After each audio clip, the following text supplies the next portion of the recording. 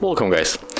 If you want to change the name of your Mi True Wireless Earbuds Basic from Xiaomi, for the first you have to open the charging case. And right now your earbuds are going to connect. So let's open the Bluetooth.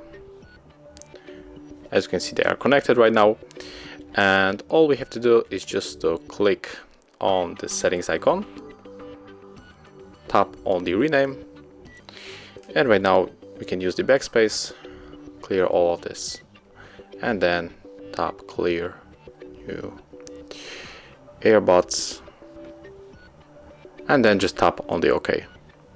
And as you can see right now, the name has changed, and when we are going back to the Bluetooth, the name is going to be changed also right here. So this is how it looks. Thank you guys for watching. Leave thumbs ups, comments, and subscribe to our channel. See ya!